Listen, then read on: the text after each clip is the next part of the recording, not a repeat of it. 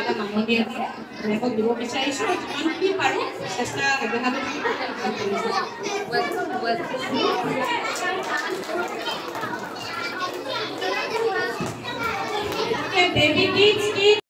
আমাৰ নলয় নেকি?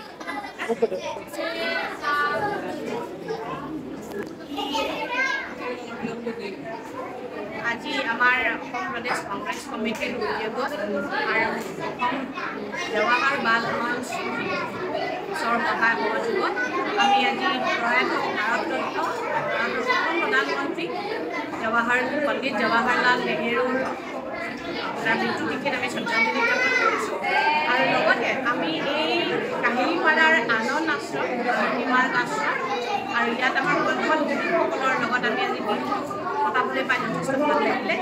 আমাৰ আজি এই অনুষ্ঠানত আমাৰ অসম প্ৰদেশ কংগ্ৰেছ কমিটিৰ সভাপতি ভূপেন কুমাৰ বৰা ডাঙৰীয়া আৰু লগতে আকৌ কংগ্ৰেছৰ বিধায়কসকলো আছিলে। এটা যথেষ্ট ভাল অনুভৱ যে আমি আজি দিনটো যিহেতু জৱাহৰলাল নেহেৰুৰ ওপৰতে বনোৱা হৈছে আৰু আমি তেওঁ যিহেতু চাচা নেহেৰু বুলি যথেষ্ট ফেমাছ হয় বাচ্ছাবিলাকৰ লগত তেওঁ যথেষ্ট ভাল। আমি আজি দিনটো বাচ্ছাখিনিৰ লগত পাই ভাল লাগিছে আৰু অনাগত আমি যিমানখিনি কৰিব পাৰোঁ যিটো সিদ্ধান্ত যিখিনি বাচ্ছাখিনি যেনেকৈ কয় আজিকালি বাচ্ছাই কালিলৈ ফিউচাৰ হয় এই বাচ্ছাখিনিক লৈ আমি যিমানখিনি এটা ভাল সুস্থ পৰিৱেশ ভাল কথাখিনি যাতে শিকাই লৈ যাব পাৰোঁ কঢ়িয়াই লৈ যাব পাৰোঁ JBMৰ আদৰ্শ যাতে আমি কঢ়িয়াই লৈ যাব পাৰোঁ তাৰে আমি আজি অলপ প্ৰয়াস কৰিলোঁ আৰু যথেষ্ট ভাল লাগিলে।